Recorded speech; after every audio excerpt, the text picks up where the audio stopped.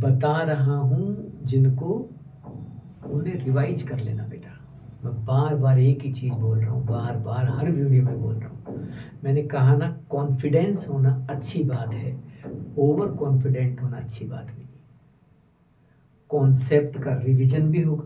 आप कभी भी देख लेना, हम खुद से किताब पढ़ते हैं और कोई दूसरा हमें सुनाता है, दोनों में फ़र्क होता है। जब दूसरा कोई बोल के सुना रहा होता है तो हमें जल्दी याद हो जाता है, जल्दी रिवीजन हो जाता है, ज़्यादा याद हो जाता है। आप ये मान लीजिए कि आपका रिवीजन चल रहा है, और वो भी उन क्वेश्चंस का जिनके अच्छे और भरपूर चांस हैं इस बार के एग्जामिनेशन में।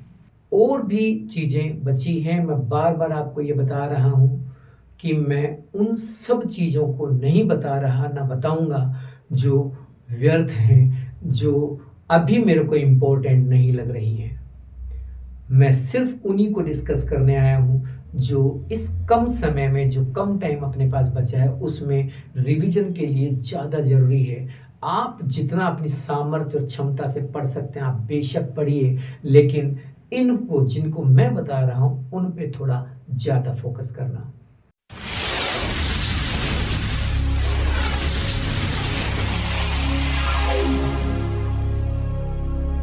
हेलो स्टूडेंट्स, नमस्कार। एक क्वेश्चन हम ले रहे हैं स्टीरियो आइसोमेरिज्म से। देखो, स्टीरियो आइसोमेरिज्म में तीन तरह की आइसोमेरिज्म होती है, जिनमें एक होती है ज्योमेट्रिकल आइसोमेरिज्म, एक होती है कन्फर्मेशनल, और एक होती है ऑप्टिकल आइसोमेरिज्म। मैं ज्योमेट्रिकल, कन्फर्मेशनल और ऑप्टिकल तीनों आइसोमेरिज्म से आपको क्वेश्चन बता रहा हूँ। मिनिमम 2 क्वेश्चन आपको इसमें से मिल सकते हैं, बहुत चांस बनते हैं 2 या 1, ऐसा नहीं कि 2 ही मिले, 1 भी बन सकता है, क्योंकि किसी एक चैप्टर से जब ज़्यादा क्वेश्चन आ जाते हैं तो दूसरे से कम आते हैं, किसी दूसरे से ज़्यादा आ जाते हैं तो इससे कम आते हैं। वो फिक्स है, वो तो जितने आने उतने आएंगे क्वेश्चन, वो तो ज़्यादा हो नहीं सकते। तो क्या है कि कई बार क्या होता है कि एग्जामिनर जब पेपर बनाते हैं नीट का, तो कई बार एक पर्टिकुलर टॉपिक या चैप्टर से 2-3 क्वेश्चन उठा लेते हैं और दूसरे टॉपिक से नहीं उठाते, दूसरे चैप्टर से नहीं उठा पाते या कम उठाते। तो यहाँ मैं स्टीरियो आइसोमेरिज्म में आपको तीनों तरह के आइसोमेरिज्म के बारे में बताऊंगा एक एक करके। पहले मैं ज्योमेट्रिकल आइसोमर की तरफ लेके चलता हूं। देखिए, क्वेश्चन आएगा कुछ इस तरह से। एक क्वेश्चन तो ये बनता है कि which of the following compound, which of the following compound represent the geometrical isomerism। एक तो ये सवाल आता है, आपको 4 नेम दिए जा सकते हैं या 4 स्ट्रक्चर दी जा सकती है और आपसे पूछा जा सकता है कि इनमें से कौन है जो ज्योमेट्रिकल आइसोमेरिज्म दिखाएगा। Propene, propene, propene, CH3 CH double bond CH2। एक ऑप्शन मैं आपको दे देता हूं, मान लीजिए 1,2 die chloro ethene, 1,2 die chloro ethene, यानी कि CH2Cl CHCl double bond CHCl, ऐसे एक ये दे दिया। और एक ऑप्शन मैंने आपको दे दिया नंबर 4 पर, मान लीजिए 2,3 डाई मिथाइल ब्यूट 2 ईन CH3C, ये एक CH3 लगा दिया, डबल बॉन्ड CH3 4 स्ट्रक्चर आपके सामने। एक तो ये पूछा जाता है कि कौन सी स्ट्रक्चर, कौन सा कंपाउंड इनमें से आपको ज्योमेट्रिकल आइसोमेरिज्म रिप्रेजेंट करेगा, दिखाएगा। तो देखो, ज्योमेट्रिकल आइसोमेरिज्म की शर्त सुन लीजिए। जब एल्कीन आपके सामने हो, ओपन चेन एल्कीन, जिनमें कार्बन कार्बन के बीच डबल बॉन्ड हो, तो आपको क्या देखना है? कंडीशन, कार्बन कार्बन के बीच डबल बॉन्ड, कार्बन नाइट्रोजन के बीच डबल बॉन्ड, और नाइट्रोजन नाइट्रोजन के बीच डबल बॉन्ड। ये 3 तरह के डबल बॉन्ड कंपाउंड आपको जीआई दिखा सकते हैं। दूसरी शर्त, ये पहली शर्त है कि डबल बॉन्ड तो should be present in compound, होना ही चाहिए कंपाउंड के अंदर, चाहे सी और सी के बीच में हो, सी और एन के बीच में हो, और चाहे एन और एन के बीच में हो। इसका रीजन होता है कि रेस्ट्रिक्ट रोटेशन की वजह से यहाँ जीआई बन जाते हैं। सी सिंगल बॉन्ड सी यानी कि सिंगल बॉन्ड वाले कंपाउंड्स में जीआई नहीं हो सकती, इसी तरह ट्रिपल बॉन्ड वाले में भी नहीं हो सकती।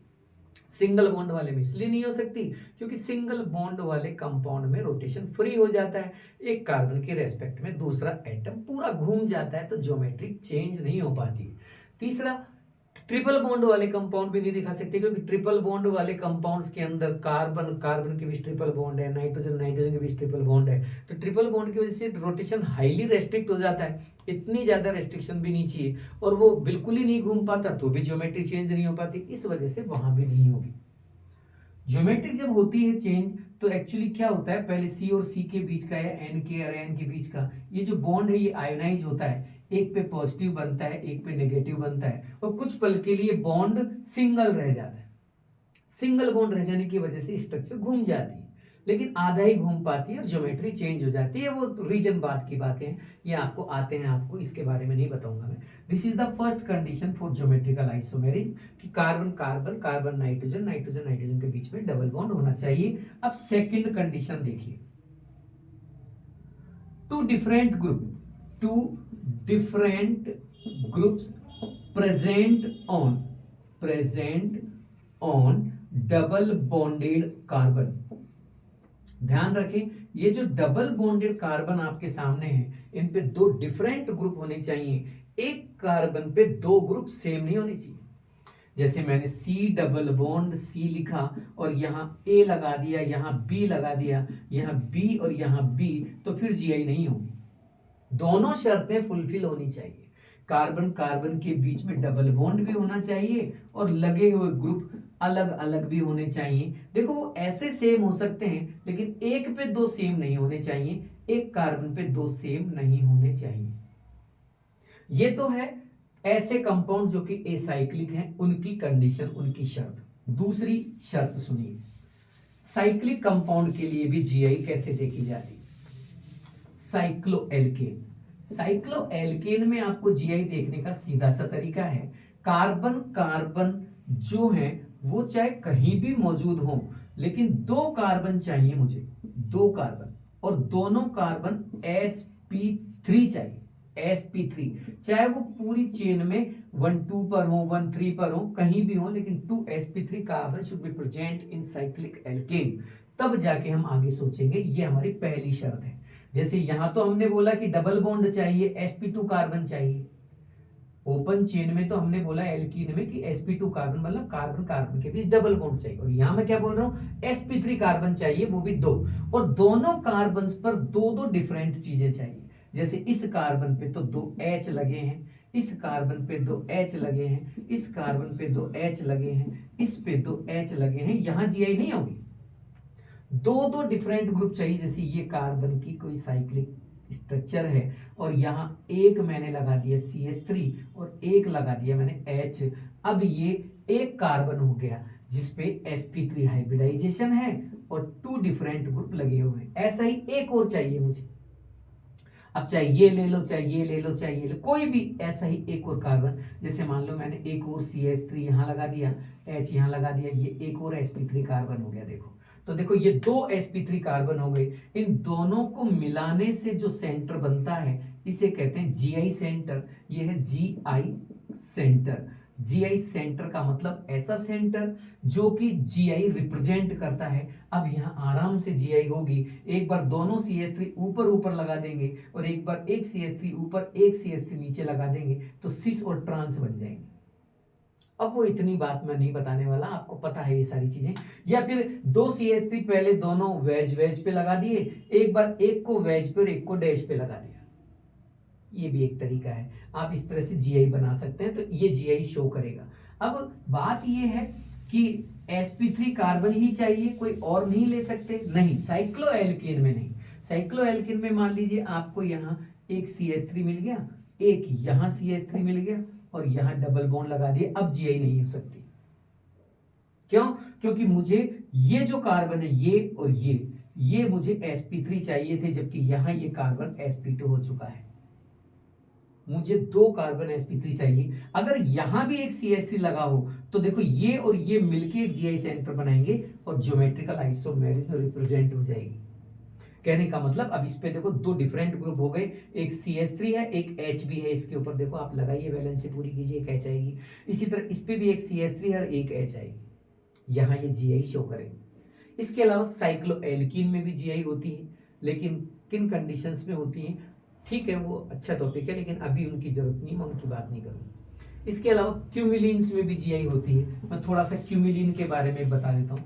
क्यूम्यूलिन, मैंने पहले एक वीडियो में क्यूम्यूलिन के बारे में बताया है। क्यूम्यूलिन का मतलब होता है कि कार्बन कार्बन के बीच में कंटिन्यूअसली डबल बॉन्ड आ जाए, और डबल बॉन्ड आने के बाद कॉर्नर वाले कार्बन्स पर आपको क्या करना है, डिफरेंट ग्रुप्स लगाने हैं। यहाँ ए बी लगा दिए, यहाँ ए बी लगा दिए, तो ऑड नंबर ध्यान से सुन लो, ऑड नंबर वाली क्यूम्यूलिन चाहिए मुझे, जिसमें number of double bond odd हो, 3 डबल बॉन्ड हो, 5 डबल बॉन्ड हो, 7 डबल बॉन्ड हो। इन सब को मिला के ये पूरा एक GI सेंटर बनता है। एक GI सेंटर बन गया। अब यहाँ GI हो जाएगी। एक बार दोनों O एक तरफ, A एक तरफ लगा देंगे तो सिस बन जाएगा।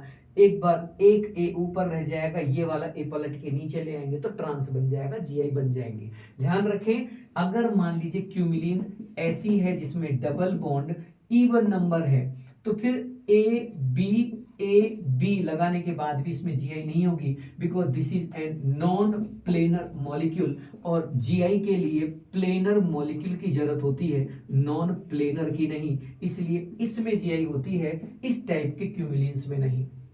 तो केवल वो क्यूमिलीन जिनमें number of double bond even number हो वो GI नहीं करेंगे, और जिनमें ऑड नंबर हो वो GI शो करेंगे। शर्त है ये ग्रुप जो है डिफरेंट होने चाहिए। अगर मान लीजिए मैं इनको सेम कर देता, अगर यहाँ भी मैं H लगा दूं 2 और यहाँ H लगा दूं, यहाँ अलग अलग लगा दूं, तो भी GI नहीं होगी। अब GI नहीं होगी, यहाँ अब GI नहीं होगी, ये सेंटर GI सेंटर नहीं है। मैंने क्या कहा, कार्बन कार्बन के बीच number of double bond odd number होने चाहिए, and every corner carbon have 2 different group. यहाँ डिफरेंट ग्रुप नहीं है, सेम आ गए, इसलिए इसमें भी GI नहीं होगी। ये हो गया GI किन में हो सकती है और किन में नहीं, उनकी बातें। हमारे सवाल पे आते हैं, बात करते हैं कि कौन सा स्ट्रक्चर है जो GI शो करेगा। देखो इसमें GI नहीं होगी क्योंकि 2H एक कार्बन पर आ गए। हमारी शर्त थी कार्बन कार्बन के बीच डबल बॉन्ड हो और every carbon have 2 different group, जबकि यहाँ तो दोनों सेम है।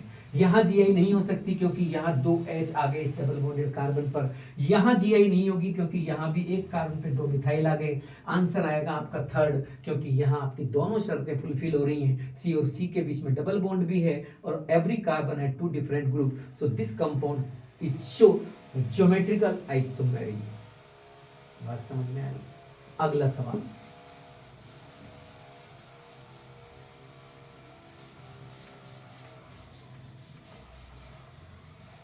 दूसरा सवाल और है इसी का जो आता है, वो क्वेश्चन भी सुनिए। ज्योमेट्रिकल आइसोमेरिज्म में से एक और चीज आपसे नेम पूछ सकता है, वो आइसोमर का नाम, आपको कोई स्ट्रक्चर दे सकता है और उसका नाम पूछ सकता है। जैसे C डबल बॉन्ड C, ये Cl, ये Br, ये Cl, ये F। आपसे कहा जाए कि इसका आइसोमर का जो ज्योमेट्रिकल आइसोमर है, इसका नाम बताइए। नाम मतलब इसका कौन सा, इसको क्या बोलेंगे, सिस ट्रांस बोलेंगे या E और Z में से कुछ बोलेंगे। दोनों में से कोई भी चीज पूछ सकता है। तो देखो सिस और ट्रांस देखने का तो सीधा सा तरीका है, same group on same side, same group same side, तब तो बोला जाता है सिस। अब सिस का मतलब ये नहीं कि आप इसे जेड कह दें। एक्चुअली ई और जेड ये 3 साइंटिस्ट, कान, इंगोल्ड एंड प्रेलोग, इन 3 लोगों ने मिलके ये सिस्टम दिया था, जहां ई का मतलब होता है एंडजिजन। एंडजिजन का मतलब है एंटी, एंटी यानी कि विपरीत, अपोजिट। आप ट्रांस से इसको कंपेयर कर सकते हैं। और जेड का मतलब होता है जुसामेन। जुसामेन का मतलब होता है कि एक साइड, टुगेदर, साथ साथ, एक ही तरफ सेम ग्रुप आ जाना। तो सिस का मतलब हमेशा जेड ही हो इसकी कोई गारंटी नहीं है। सिस जेड भी हो सकता है और ई भी हो सकता है। इसी तरह ट्रांस जेड के साथ साथ ई भी हो सकता है, जेड भी हो सकता है। कहने का मतलब सिस और ट्रांस देखने का तरीका अलग है और ई जेड देखने का तरीका अलग। अब ये सिस है और इसी का अगर मान लो एक और आइसोमर मैं आपके सामने बना दूं जिसमें एक बार मैंने इनको उल्टा कर दिया है, अब ये ट्रांस हो गया। इसका रीजन है कि दो सीएल सेम साइड तो सिस और दो सीएल अपोजिट साइड तो ट्रांस। लेकिन ई जेड निकालने का तरीका अलग है। ई जेड के लिए आपको सीक्वेंस डिटरमाइन करना है। E Z system according to sequence rule, sequence rule based on atomic number. अगर आइसोटॉप्स आ जाए तो एटॉमिक मास के अकॉर्डिंग भी देख सकते हो आप। In case of isotopes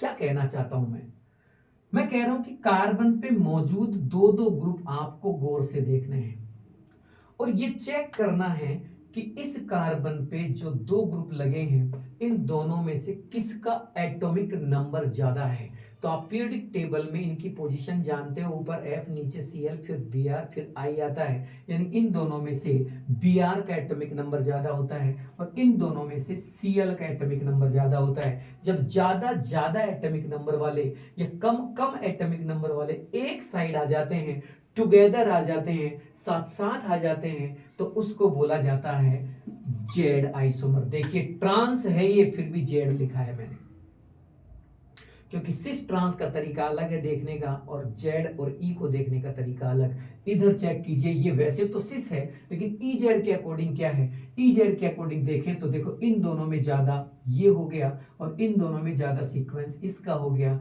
opposite direction में होने की वजह से ई जेड के अकॉर्डिंग इसे ई कहा जाएगा। So easy. कहने का मतलब ये हुआ, सिंपल सी बात है कि आपको ई जेड पूछा है तो ई जेड वाले लॉजिक लगाने हैं और सिस ट्रांस पूछा जाए तो सिस ट्रांस वाले लगाने हैं। सिस देख के ई नहीं जेड नहीं बोलना और ट्रांस देख के ई नहीं बोलना। हो सकता है कि सिस होने पर वो जेड हो, लेकिन बिना सोचे समझे जेड मत बोलना, पहले चेक कर लेना according to sequence rule, according to CIP rule, according to Cahn Ingold Prelog rule, और उसके बाद ही ई जेड डिटरमाइन करना। कई बार क्या होगा, स्ट्रक्चर कुछ ऐसे आ जाएगी, यहां आ गया कार्बन कार्बन के बीच में डबल बॉन्ड, इधर लगा दिया OCD-TH और यहां लगा दिया OCH3, यहां लगा दिया CH2OH और यहां लगा दिया CH2OD। आपसे पूछा जा रहा है कि ई जेड नेमिंग कीजिए। E Z naming valid naming है और हर जीआई की ई जेड नेमिंग की जा सकती है, चाहे कोई भी कंपाउंड जीआई शो कर रहा हो। लेकिन सिस ट्रांस नेमिंग के लिए कंडीशन है। सिस ट्रांस नेमिंग तभी की जा सकती है जब डबल बॉन्डेड कार्बन्स पर कम से कम दो चीजें सेम नजर आए, तभी तो आप सिस और ट्रांस पहचानोगे। सेम सेम चीजें सेम साइड हो जाएगी तो सिस, अदरवाइज ट्रांस। यहाँ तो देखो चारों के चारों डिफरेंट हैं, इसलिए इसका नाम लिखने के लिए आपको ई जेड का इस्तेमाल करना है। अपन ई जेड देखेंगे इसमें। ई जेड के अकॉर्डिंग आप बोल सकते हो कि ई आ जाए तो आप उसको ट्रांस बोल सकते हो और जेड आ जाए तो आप उसको सिस बोल सकते हो। लेकिन मैंने कहा ना, जब सिस ट्रांस और ई जेड की बात की जाए तो दोनों का नजरिया अलग अलग है, दोनों को देखने का तरीका अलग अलग है, दोनों को आप अलग अलग तरीके से पहचाने। सिस ट्रांस के लिए आपको अलग रूल लगाने हैं, सेम ग्रुप सेम साइड सिस और सेम ग्रुप अपोजिट साइड तो ट्रांस। ई जेड में सीक्वेंस रूल लगाने हैं, CIP रूल लगाने हैं। अब मुझे इसमें चेक करना है, ई जेड सिस्टम या ई जेड नेमिंग करनी है। ध्यान रखें, जब भी नाम लिखें तो नाम का तरीका ये होता है कि मान लो ये ई है तो ई को ब्रैकेट में लिख के और पीछे इसका IUPAC नेम लिख दीजिए, ये इसका तरीका होता है पूरा नाम लिखने का। अगर सिस ट्रांस है, मान लो सिस है तो सिस के पीछे IUPAC नाम लिख दीजिए। वो सिस ट्रांस इस तरह से पूरी तरह से लिखा जाता है। पहले उसका रूप लिखिए, उसका फॉर्म लिखिए कि वो ई जेड में से ई या जेड क्या है, सिस है या ट्रांस है, फिर उसके पीछे आईयूपैक नेम पूरे कंपाउंड का लिखना होता है। ये तरीका है। जैसे मान लीजिए अब मैं इसकी बात कर रहा हूँ, आईयूपीएसी की बात नहीं कर रहे हैं पर वो तो मैंने ऐसे ही बताया। अब मैं इसका नाम लिखना जा रहा हूँ ई जेड का, तो चेक कैसे करूंगा? मैंने देखा कि इन दोनों में सीक्वेंस किसका ज्यादा है, ये कैसे पता लगाया जाए? गौर से देखो इस स्ट्रक्चर को, अगर मैं इसे देखूं खोल के थोड़ा ढंग से इसको लिखूं तो ये कुछ इस तरह से है। ओ है, फिर सी है, और सी पे 3 एच लगे हुए हैं आइसोटोपिक फॉर्म में, एक डी, एक टी, एक एच। इसी तरह यहां ये ओ है, इस पे सी लगा हुआ है और सी पे 3 एच लगे हुए हैं। तो सीक्वेंस देखने का तरीका क्या है? सबसे पहले आपको ओ देखना है, ओ। सबसे पहले तो आपको ओ देखना है इसका, फिर इसके बाद आपको ये सी देखना है जो इससे जुड़ा हुआ है, ये सी को देखेंगे इसके बाद। फिर इसके बाद ये 3 चीजें इसी कार्बन पे जुड़ी हुई है, इन तीनों में से पहले उसका नंबर लेना जिसकी सीक्वेंस, जिसकी प्रायोरिटी ज्यादा है। देखो डी, टी और एच में से, तीनों में से सबसे ज्यादा प्रायोरिटी टी की होगी, क्योंकि एटॉमिक मास के अकॉर्डिंग देखते हैं इन केस ऑफ आइसोटोप। तो टी कौन है? ट्राइट्रियम। ट्राइट्रियम का सबसे ज्यादा होगा सीक्वेंस, इसलिए पहले टी को देखेंगे, फिर डी को और फिर एच को देखेंगे। इसी तरह यहाँ पहले ओ को देखेंगे, फिर सी को, फिर एच एच एच को देखेंगे। और अब देखने के बाद चेक कीजिए, ओ से ओ कट गया, सी से सी कट गया, इधर टी आएगा, इधर एच, इसलिए इस वाले का सीक्वेंस, इस वाले की प्रायोरिटी इन दोनों में ज्यादा मानी जाएगी। इधर भी ऐसे ही करना है, CH2OH और यहां CH2OD।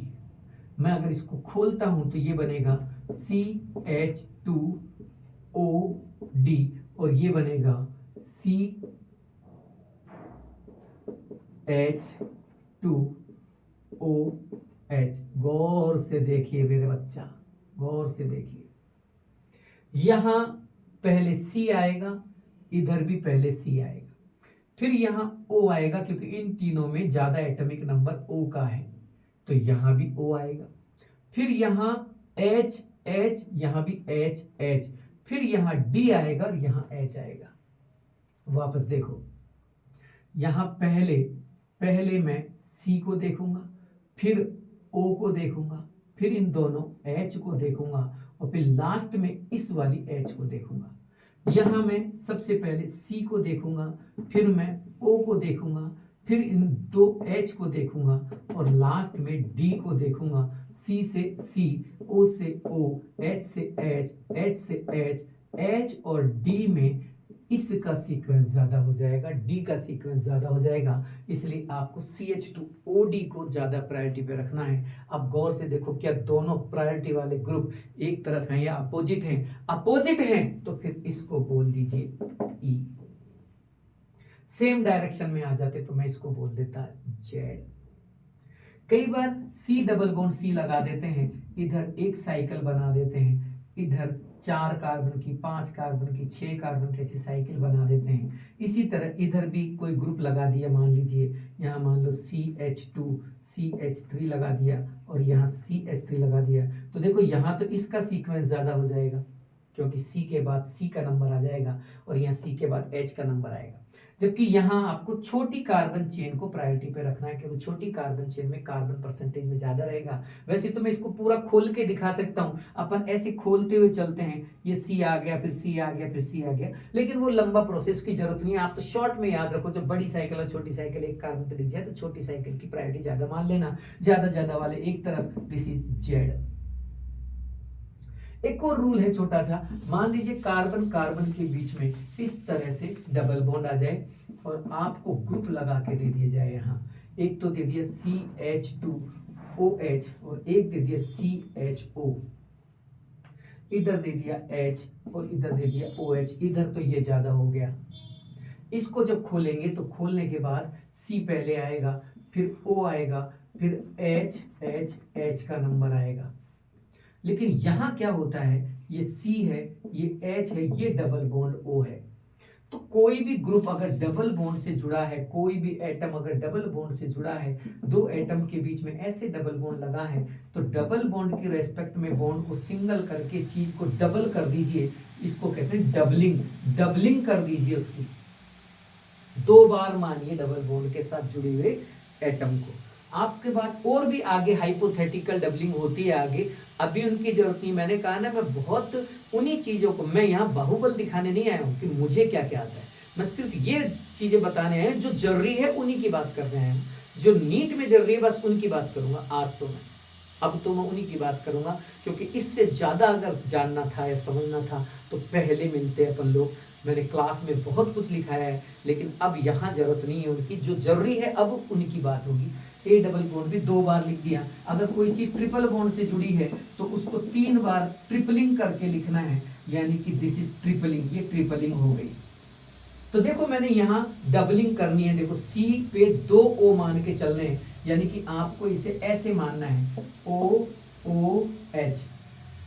तो फिर जब सीक्वेंस देखोगे तो कैसे देखोगे, सबसे पहले किसे देखोगे, सी को, फिर ओ को, फिर ओ को, फिर एच को। अब काट डालो, सी से सी गया, ओ से ओ गया, इधर एच इधर ओ, ये ज्यादा सीक्वेंस में आएगा, इसकी प्रायोरिटी ज्यादा, ज्यादा अपोजिट, तो ये बन गया ई।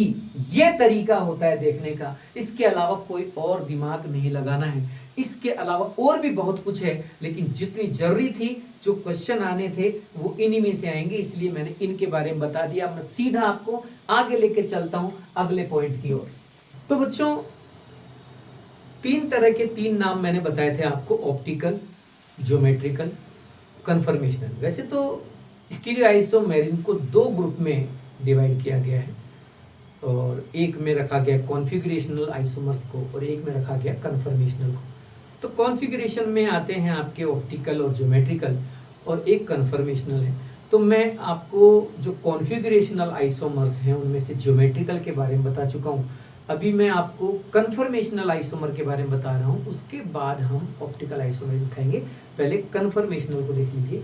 कन्फर्मेशनल आइसोमेरिज्म, कन्फर्मेशनल आइसोमेरिज्म में भी आपसे सवाल इसी तरीके से पूछा जाएगा। एक सवाल तो कि भाई विच of the following compound represent the conformational isomerism, which of the following compound represent the CI, conformational isomerism कौन दिखाएगा। तो सिंपल सा तरीका है, आपको 4 ऑप्शन मिलेंगे, आप कैसे पहचानना। जैसे मान लो आपको पहला ऑप्शन मिल गया CH4, एक दूसरा ऑप्शन आपको मिल गया CH2 डबल बॉन्ड CH2, तीसरा ऑप्शन आपको मिल गया CH ट्रिपल बॉन्ड CH, चौथा ऑप्शन आपको मिल गया CH3 CH2 CH3। तो आप कैसे पहचानेंगे कि किसके अंदर कन्फर्मेशनल आइसोमेरिज्म होगी। आपको क्या देखना है, 3 बॉन्ड सिग्मा इस तरह से कंटिन्यूअसली होने चाहिए। जिसमें भी ये 3 बॉन्ड सिग्मा कंटिन्यूअसली होगी वो कंपाउंड CI शो करेगा। This is the requirement for conformational isomerism. 3 sigma bond continuously समझ गए, एक के बाद एक होने चाहिए 3 सिग्मा बॉन्ड। अब जैसे CH4 है, अब CH4 में कहाँ है 3 सिग्मा, बताओ कंटिन्यूअसली नहीं है। एक सिग्मा इधर है, एक इधर है, एक इधर है, एक इधर है, तो एक लाइन में 2 ही सिग्मा आएंगे, 3 आएंगे नहीं, इसलिए ये नहीं हो सकता। CH2 डबल बॉन्ड CH2 को देखिए, ये CH2 हो गया, ये डबल बॉन्ड, ये CH2। ध्यान रखें सिग्मा प्योर सिग्मा होना चाहिए, डबल बॉन्ड वाला सिग्मा नहीं चाहिए। तो देखो ये सिग्मा है, फिर इसके बाद तो डबल बॉन्ड आ गया, आपके पास कंटिन्यूअसली सिग्मा यही नहीं मिले ही नहीं आपको, ये भी नहीं देगा। ऐसे ही वो ट्रिपल बॉन्ड नहीं देगा, ये देगा कन्फर्मेशनल आइसोमेरिज्म, ये देगा। क्यों देगा, क्योंकि इसमें 3 सिग्मा बॉन्ड कंटिन्यूअसली हैं। आप देखो H CH2 CH2 CH3, आपको जो चाहिए था वो मिल गया, आपको 3 सिग्मा कंटिन्यू चाहिए थे, 3 मिल गए। So our answer is 4th।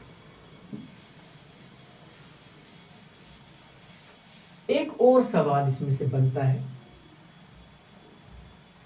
Theoretical देखें तो क्या कन्फर्मर आपस में सेपरेट किए जा सकते हैं? नहीं। कन्फर्मेशनल आइसोमर जो होते हैं वो इंटर कन्वर्टिबल होते हैं, एक से दूसरे में, दूसरे से तीसरे में कंटिन्यूअसली बदलते ही जाते हैं, बदलते ही जाते हैं, बदलते ही जाते हैं। तो दूसरा जो इसका सवाल बनता है इम्पोर्टेंट, वो है स्टेबिलिटी ऑर्डर। अब ये 2-3 तरह से पूछ सकते हैं। एक तो ये कि आपको एक पर्टिकुलर मॉलिक्यूल देके उसकी स्टेबिलिटी ऑर्डर यानी कन्फर्मेशनल आइसोमर्स की स्टेबिलिटी का ऑर्डर आपसे पूछ लिया जाए, और दूसरा ये कि आपसे कहा जाए कि आपके पास 4 ऑप्शन है, बताओ इस कंपाउंड का इन चारों में से कौन सबसे ज्यादा स्टेबल कन्फर्मर होगा। या फिर आपको दे दिया जाए कि भी बताइए कि 4 ऑप्शन में से लीस्ट स्टेबल कन्फर्मर कौन सा है। तो स्टेबिलिटी से रिलेटेड सवाल भी आपसे पूछ सकते हैं। मान लेते हैं कि एग्जांपल लेके बता रहा हूं, कोई जरूरी नहीं वहां इथाइलिन ग्लाइकोल है। आपसे पूछ रहा है कि which of the following conformer is most stable for ethylene glycol. Ethylene glycol के लिए सबसे ज्यादा स्टेबल कन्फर्मर कौन सा है। 4 ऑप्शन आपको मिलेंगे। एक ऑप्शन मिलेगा कुछ इस तरह से, 1 2 3, 1 2 3, OH OH CH3 CH3, sorry glycol है तो H H H CH2OH CH2OH ethylene glycol का फॉर्मूला यहाँ लिख देता हूँ मैं, CH2OH CH2OH। ठीक है बेटा, कुछ भी हो सकता था, कोई जरूरी नहीं है। मैं ब्यूटाइलिन ग्लाइकोल भी ले सकता था, कुछ भी। मैंने कहा ना कोई भी मॉलिक्यूल हो सकता है। मॉलिक्यूल पे ध्यान मत दो, ध्यान कॉन्सेप्ट पे दो। क्या करना है आपको कि आपको जो 4 स्ट्रक्चर मिले उनमें पहले तो ये देखना है कि चारों में से वो कौन सी स्ट्रक्चर है जिसके अंदर जो है 60 डिग्री का एंगल नजर आ रहा है। 60 डिग्री का एंगल नजर आना चाहिए, वो स्ट्रक्चर ढूंढो। तो भाई ना तो 60 यहां दिख रहा है ना 60 यहां, इसका मतलब ये तो सही नहीं हो सकता। 2 तो काट डाले मैंने वैसे ही। क्यों? क्योंकि मोस्ट स्टेबल में 60 डिग्री का फाई दिखना चाहिए। 60 डिग्री का एंगल यानी बाइप्लेन एंगल 60 डिग्री। 60 डिग्री से मेरा मतलब आपसे ये है कि ये जो OH लगे हैं वो आगे और पीछे वाले OH एक दूसरे के साथ 60 डिग्री के एंगल पे दिखने चाहिए, ऐसे। देखो बिल्कुल बीच बीच में, बिल्कुल आगे वाले OH से पीछे वाला OH 60 डिग्री के एंगल पे नजर आना चाहिए। तो 60 डिग्री तो मुझे इसमें भी दिख रहा है, देखो आपको भी दिखेगा, मुझे तो दिख रहा है, आपको भी दिखेगा, मुझे तो दिख रहा है, अब आपको भी दिखेगा। ये दिख गया, देखो यहाँ भी बाइप्लेन एंगल 60 डिग्री है, यहाँ भी बाइप्लेन एंगल 60 डिग्री है। यहाँ बाइप्लेन एंगल मुझे लगभग 0 दिख रहा है, यहाँ बाइप्लेन एंगल मुझे 60 तो नजर नहीं आ रहा है, मोर देन 60 है, और less than more than 0 degree है और लेस देन 60 डिग्री नजर आ रहा है। ये डिग्री, ये एंगल लिखे नहीं मिलेंगे, मैं तो आपको आइडिया करके बता रहा हूं कि ये इस तरह से नजर आ रहे हैं मुझे। अब बात ये आती है कि फाई 60 डिग्री आगे और पीछे वाले ग्रुप के बीच का फाई 60 डिग्री यहाँ भी 60 डिग्री दिख रहा है, क्योंकि यहाँ मुझे इस OH और इस OH के बीच में 60 दिख रहा है। तो यहाँ भी मुझे 60 दिख रहा है, क्योंकि यहाँ मुझे इस OH और H के बीच में 60 दिख रहा है। आपने तो कहा था बाइप्लेन एंगल, आगे वाले प्लेन और पीछे वाले प्लेन के बीच का एंगल 60 चाहिए, तो दोनों में 60 है। इसका मतलब ये और ये तो मेरा आंसर नहीं हो सकते। अब बचे 2, इनमें से कोई मेरा आंसर है। तो दिमाग में रखना है अब आपको हमेशा के लिए,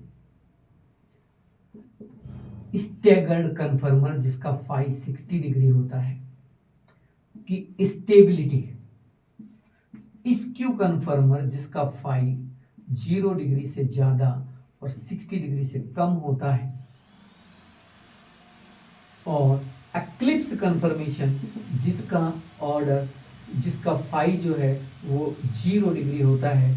ऑर्डर तो हमेशा यही रहेगा स्टेबिलिटी का, स्टैगर्ड, स्क्यू, एक्लिप्स, कोई बदल नहीं सकता इस ऑर्डर को। बस प्रॉब्लम एक आती है, कभी कभी स्टैगर्ड 2 बन जाते हैं, 2-2 बन जाते हैं। एक का नाम तो होता है गाउच फॉर्म और एक का नाम होता है एंटी स्टैगर्ड फॉर्म।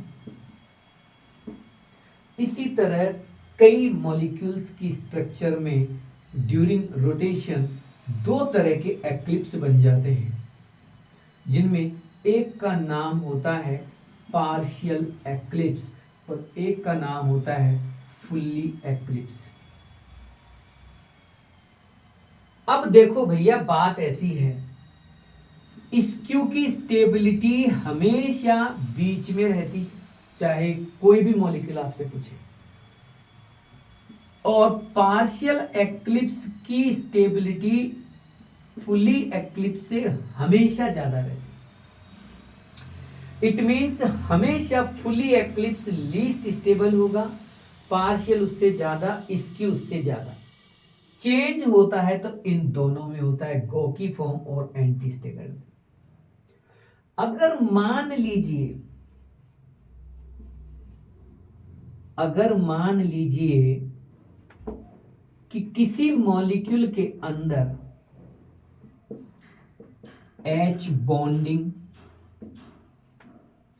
या किसी तरह का वॉन्डर वॉल अट्रैक्शन या कोई भी अट्रैक्शन, डाइपोल अट्रैक्शन मौजूद है, तब तो देखो बच्चों, गॉच फॉर्म ही सबसे ज्यादा स्टेबल होगी। लेकिन ये ऑर्डर बदल जाता है, एंटी स्टेगर्ड ज्यादा हो जाता है गाउच से, बाकी तो सारा यूं का यूं ही रहता है। ऐसा तब होगा जब H बॉन्डिंग या अट्रैक्शन जैसी कोई चीज उन दोनों ग्रुप्स में जो आगे और पीछे के कार्बन पे लगे हैं नहीं होगा, तो फिर आपको एंटी स्टेगर्ड लगाना है। या फिर ये कह दें कि दोनों ग्रुप्स के बीच में जो है अट्रैक्शन की बजाय रिपल्शन अगर लग रहा हो, तो फिर आपको ये वाला ऑर्डर यूज करना है। जैसे मैंने आपको मॉलिक्यूल दिया इथाइलिन ग्लाइकोल, आप गौर से देख के बताइए, क्या दोनों OH के बीच में H बॉन्डिंग हो सकती है? बिल्कुल हो सकती है। इस H बॉन्डिंग की वजह से ही यहां आंसर तीसरा यानी कि गाउच फॉर्म ज्यादा स्टेबल माना जाएगा। गाउच फॉर्म तभी माना जाता है जब दोनों ग्रुप्स के बीच का एंगल यानी कि थीटा 60 डिग्री हो, और एंटी स्टेगर्ड तब माना जाता है कि जब इन दो बड़े बल्कि ग्रुप्स के बीच का एंगल 180 डिग्री हो। ये तो 60 डिग्री है, ये 180 पे आ गए दोनों बड़े ग्रुप। ध्यान रखें, मैं फाई की बात नहीं कर रहा, फाई तो 60 डिग्री ही है, मैं इन दोनों बड़े ग्रुप्स के बीच के एंगल की बात कर रहा हूं। अगर 180 होता है तो उसे एंटी स्टेगर्ड कहते हैं, और अगर 60 होता है तो उसे गाउच फॉर्म कहते हैं। गाउच फॉर्म तब स्टेबल होता है जब H बॉन्डिंग या अट्रैक्शन लग रहा होता है, और एंटी स्टेगर्ड तब स्टेबल होता है जब किसी तरह का रिपल्शन लग रहा होता है। तो इस सवाल का जो आंसर है वो ये है, इसकी स्टेबिलिटी सबसे ज्यादा होगी बाकी सब में। अगर यही सवाल ऐसे आता,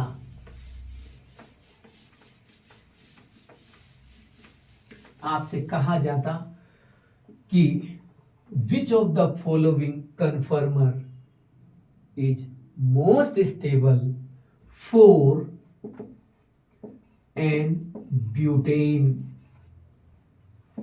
अराउंड C2C3 कार्बन, तो CH3 CH2 CH2 CH3 ये 1 2 3 4 ये इसकी और इसकी बात कर रहा है। अब मुझे इसको बनाना है। ये तो कंफर्म है कि इसके अंदर स्टेबल का मतलब मुझे फाई 60 डिग्री रखना पड़ेगा बाई प्लेन एंगल। मैंने यही किया, इस कार्बन पर दोनों तरफ आगे और पीछे इस गोले पर मैंने लगा दिए ग्रुप, और ग्रुप्स को 60 डिग्री पे अरेंज कर दिया। आगे वाले कार्बन, इस कार्बन की मैं बात कर रहा हूं, इसको मैं फ्रंट वाला मान लेता हूं, इसको बैक वाला। फ्रंट वाले कार्बन पर एक CH3 है और 2 H हैं।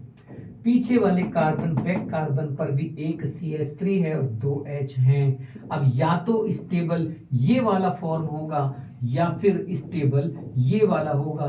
इनके अलावा तो कोई और हो नहीं सकता, क्योंकि सर ने बताया था कि मोस्ट स्टेबल कन्फर्मर में फाई की वैल्यू 60 डिग्री ही रहती है, आप उसे बदल नहीं सकते मेरे बच्चों। यहाँ भी फाई 60 है, यहाँ भी फाई 60 है, यहाँ दो बल्कि ग्रुप के बीच का एंगल 60 डिग्री है, थीटा इज 60 डिग्री, और यहाँ इन दोनों बड़े ग्रुप्स के बीच का angle theta equals to 180 degree. ये वाला फॉर्म गाउच फॉर्म कहलाएगा और ये वाला एंटी स्टेगर कहलाएगा।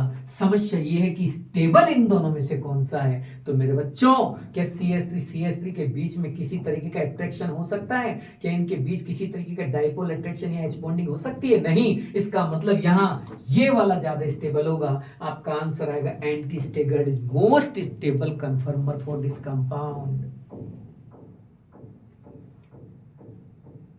बता रहा हूं जिनको, उन्हें रिवाइज कर लेना बेटा। मैं बार बार एक ही चीज बोल रहा हूं, बार बार हर वीडियो में बोल रहा हूं। मैंने कहा ना, कॉन्फिडेंस होना अच्छी बात है, ओवर कॉन्फिडेंट होना अच्छी बात नहीं।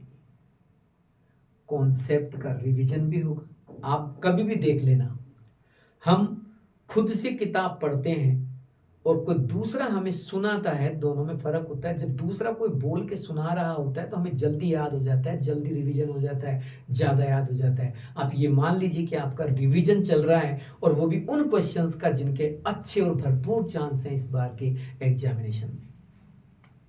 क्या बुराई है? अच्छे से पूरे दिमाग से इन्हें देखना बेटा।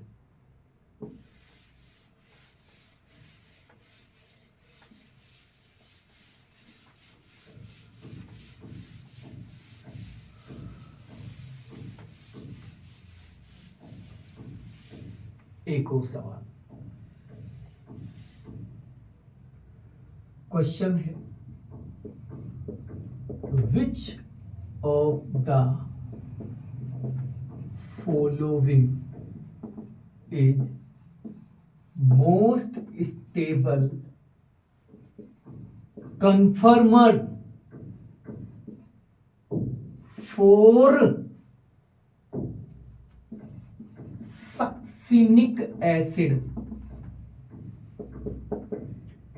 In acidic medium and in basic medium. समझ रहे हैं मैं क्या कह रहा हूं? मैं कह रहा हूं कि मुझे सक्सिनिक एसिड का एसिडिक मीडियम में और बेसिक मीडियम में, दोनों मीडियम्स में अलग अलग मुझे इनके मोस्ट स्टेबल कन्फर्मर बताइए कि मोस्ट स्टेबल कौन कौन से। तो मेरे बच्चों, जब मैंने सक्सिनिक एसिड का फॉर्मूला देखा तो ये इसका फॉर्मूला है, निकल गया भाई, फॉर्मूला आ गया। मैं पहले एसिडिक मीडियम की बात कर रहा हूं।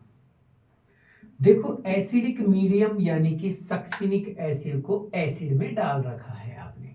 अब एसिड को एसिड से क्या खतरा हो सकता है बेटा? एसिड को एसिड से क्या खतरा हो सकता है? कोई खतरा नहीं, ये जैसा है वैसा का वैसा ही रहेगा। लेकिन जब मैंने इसको यानी सक्सिनिक एसिड को बेसिक मीडियम में मिलाया, तो भैया बेसिक मीडियम का मतलब तो OH माइनस होता है। तो भैया बेसिक मीडियम में जब आप एसिड को मिलाओगे तो मेरे बच्चों, एसिड को बेस पसंद है, एसिड को बेस पसंद है। एसिड बेस को छोड़ेगा नहीं और बेस एसिड को नहीं छोड़ेगा, और इन दोनों की एसिड बेस रिएक्शन होने से H2O रिलीज हो जाएगा, बाहर निकल जाएगा, और ये compound in basic medium convert into this type of ion. ये हो गया, ये लो जी, आयन बन गया बेसिक मीडियम में। ये नहीं, ये बन के रहेगा। तो इस मीडियम का जब मैं मोस्ट स्टेबल कन्फर्मर बनाऊंगा तो फाई तो मुझे हर हाल में 60 ही रखना है, चाहे मैं इसका बनाऊं और चाहे मैं इसका बनाऊं। दोनों सिचुएशन में फाई नहीं बदलेगा, फाई तो वही रहेगा, थीटा बदलेगा। यहां दोनों COOH आपको 60 डिग्री पे रखने हैं और यहां दोनों COO माइनस आपको अपोजिट रखने हैं मेरे बच्चों। ये एंटी स्टेगर्ड हो गया और ये गाउच फॉर्म हो गया। सोच के काम करना मेरे बालक, सोच समझ के काम करना।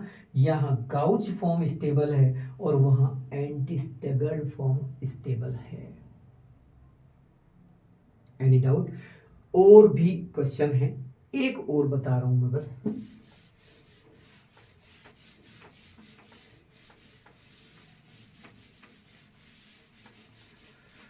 साइक्लोहेक्सेन, देखो साइक्लिक एल्केन्स में साइक्लोहेक्सेन होती है जिसके अंदर कन्फर्मर आइसोमेरिन मिलती है। अब साइक्लोहेक्सेन के जो कन्फर्मर्स होते हैं वो एक दूसरे में कन्वर्ट होते रहते हैं, तो आपको ज्यादा इसकी रामायण के बारे में समझने की जरूरत नहीं है। साइक्लोहेक्सेन के कुछ कन्फर्मर जो होते हैं वो आपके सामने रख रहा हूं, जिनमें से एक है चेयर फॉर्म। पहले इसको जेड फॉर्म बोला जाता था, जेड अल्फाबेटिकल जेड की तरह दिखता है ना, इसलिए जेड फॉर्म बोला जाता था। फिर ये चेंज हो जाता है इस तरीके से, कन्वर्जन कर लेता है इस तरीके से, इसे कहते हैं बोट फॉर्म। पहले इसको सी फॉर्म कहते थे, आजकल इसे बोट फॉर्म कहते हैं।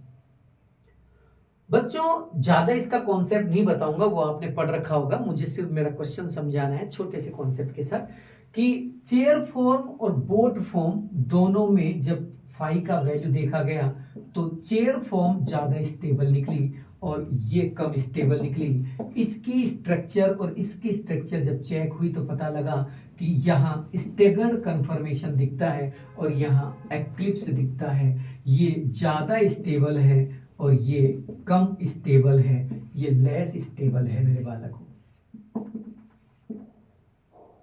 इसका रीजन है इस पे मौजूद जो एच है वो काफी डिस्टेंस पर रहती हैं, इक्वेटोरियल और एक्सियल एच, और एक दूसरे से रिपेल नहीं करती हैं। और यहाँ एक प्रॉब्लम ये आ जाती है कि कुछ एच जो होती हैं वो एक दूसरे के करीब आ जाती हैं और करीब आ जाने की वजह से इनके बीच में लगता है रिपल्शन, और रिपल्शन की वजह से स्टेबिलिटी कम हो जाती है।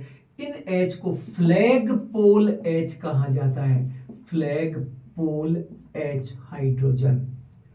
तो कोई पूछे कि भाई ये ज्यादा स्टेबल क्यों है, तो आप बोलना कि यहाँ रिपल्शन कम होता है और उसमें रिपल्शन ज्यादा होता है, जैसा कि जनरली होता है कि भाई स्टेगर्ड में रिपल्शन कम होता है क्योंकि डिस्टेंस मैक्सिमम रहती है, और एक्लिप्स में स्टेबिलिटी कम हो जाती है।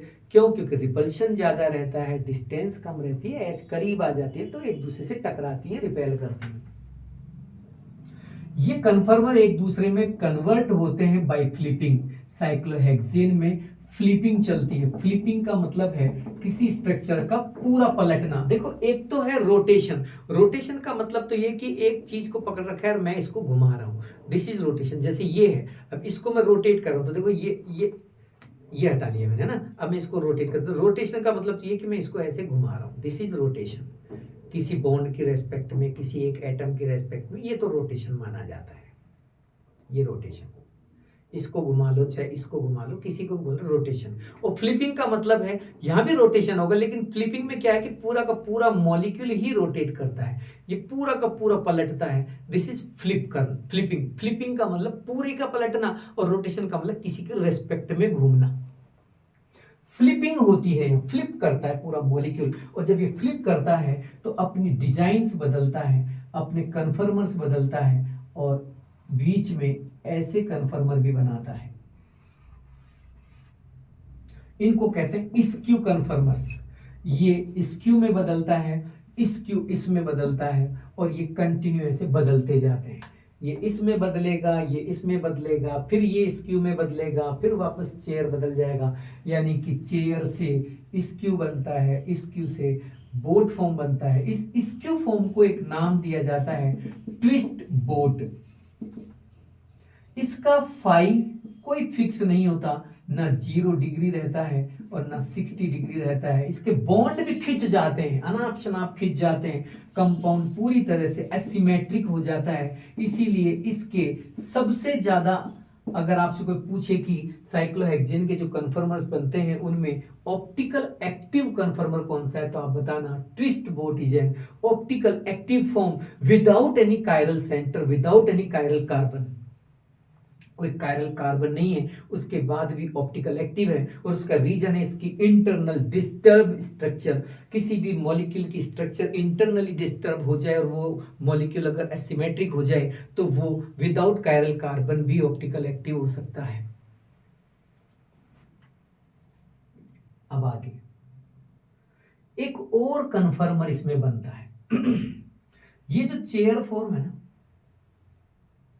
ये चेयर फॉर्म बोट फॉर्म में एक और तरीके से बदलती है, बहुत कम यूज करती है इस तरीके का। ये क्या करती है, ये जो चेयर है आप देखो, चेयर में आपको ये नीचे वाला हिस्सा है, ये ऊपर वाला हिस्सा है, तो ये नीचे वाला जो हिस्सा है, पैर जो है, ये नीचे वाला जो है, इस नीचे वाले हिस्से को क्या करते हैं, जैसे मैं बताऊं, ये नीचे वाला जो ये वाला हिस्से जो दो बोन दिख रहे हैं, ये नीचे वाले हिस्से को ये क्या करती है साइक्लोहेक्सेन, ये ऊपर की ओर श्रंक करती है और श्रंक करके यूं ऊपर खोल देती है।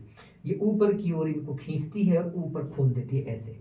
जब ये ऐसे श्रंक करती है तो डिजाइन कुछ इस तरह से बनती है कुछ पलों के लिए। ये पैर सिकुड़ के छोटे हो जाते हैं। अब बताओ, टांगे आपने कुर्सी की हटा ली, ये चेयर है, चेयर की आपने टांगे हटा ली, ये सिकोड़ दी, हटा दी, छोटी कर दी, तो क्या वो स्टेबल रहेगी? नहीं। इसे हाफ चेयर कन्फर्मर कहते हैं और ये लीस्ट स्टेबल कन्फर्मर होता है, सबसे कम स्टेबल यही है। इसका भी 5 फिक्स नहीं होता, इनमें से बीच में कहीं होता है। तो इस तरह से कुल मिला के ये आपके सामने 4 कन्फर्मर आए, इनका स्टेबिलिटी ऑर्डर पूछा जाता है। क्वेश्चन ये कई बार आ चुका है, मैं आपको बता दूं, अगर आपके पास प्रीवियस एग्जामिनेशंस के क्वेश्चन पड़े हैं तो आप गौर से देख लेना। ये AIPMT में भी पूछा गया है, IIT में पूछा गया है। साइक्लोहेक्सेन के कन्फर्मेशन का ऑर्डर एक बार AIPMT में पूछा गया है, और ऐसा ही जो है IIT में भी पूछा गया है, जिसके अंदर मोस्ट स्टेबल कन्फर्मर पूछा गया है। ये ऑर्डर आपको याद रखना है। साइक्लोहेक्सेन का ऑर्डर, स्टेबिलिटी ऑर्डर ऑफ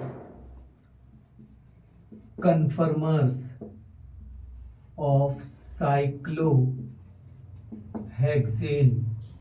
आपका जवाब होगा सबसे ज्यादा स्टेबल चेयर फॉर्म, उससे कम ट्विस्ट बोट, उससे कम, पीछे आ जाओ, बोट फॉर्म, और सबसे कम हाफ चेयर। ध्यान रखें, इनमें से ट्विस्ट बोट ऑप्टिकली एक्टिव होती है। ये हुआ कन्फर्मेशनल आइसोमर के बारे में। और भी चीजें बची हैं, मैं बार बार आपको ये बता रहा हूं कि मैं उन सब चीजों को नहीं बता रहा, ना बताऊंगा जो व्यर्थ हैं, जो अभी मेरे को इम्पोर्टेंट नहीं लग रही हैं। मैं सिर्फ उन्हीं को डिस्कस करने आया हूं जो इस कम समय में, जो कम टाइम अपने पास बचा है, उसमें रिवीजन के लिए ज़्यादा ज़रूरी है। आप जितना अपनी सामर्थ्य और क्षमता से पढ़ सकते हैं आप बेशक पढ़िए, लेकिन इनको जिनको मैं बता रहा हूं उन पे थोड़ा ज़्यादा फोकस करना। अब मैं आपको आगे लेके चल रहा हूं अगले क्वेश्चन की ओर, जो कि ऑप्टिकल आइसोमर से उठाया है।